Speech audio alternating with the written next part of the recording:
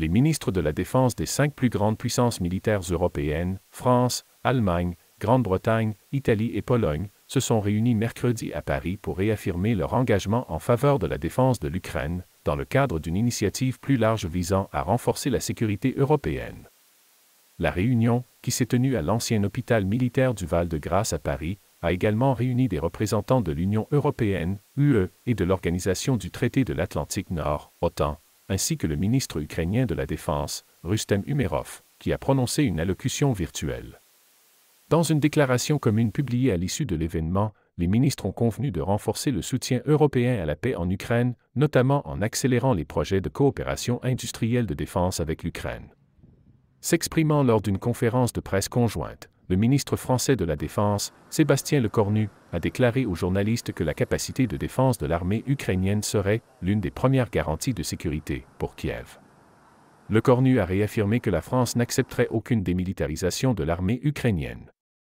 Reprenant ce sentiment, le ministre italien de la Défense, Guido Crosetto, a souligné qu'il n'y aurait pas d'avenir pour l'Ukraine sans la capacité de se défendre. Plus tôt ce mois-ci, la présidente de l'UE, Ursula von der Leyen, a dévoilé un plan de 800 milliards d'euros visant à renforcer les capacités de défense de l'Europe et à apporter un soutien militaire à l'Ukraine, suite à la suspension de l'aide américaine. La ministre française de la Défense a également présenté la semaine dernière un plan controversé visant à utiliser les intérêts des avoirs russes gelés pour fournir à l'Ukraine une aide militaire supplémentaire de 195 millions d'euros. Ces mesures interviennent dans un contexte d'urgence croissante en Europe pour remédier à ses vulnérabilités en matière de défense. Dans une interview accordée mardi à CCTV, l'expert militaire français Dominique Trinquant a souligné les importantes lacunes du continent dans des domaines tels que les frappes militaires à longue portée, la défense aérienne, la guerre électronique et les capacités de renseignement. La France a été à l'avant-garde des efforts visant à remédier à ces faiblesses, œuvrant pour une plus grande autonomie de défense européenne au cours des 7 dernières années. Cependant, atteindre cet objectif nécessiterait des dépenses militaires bien plus élevées.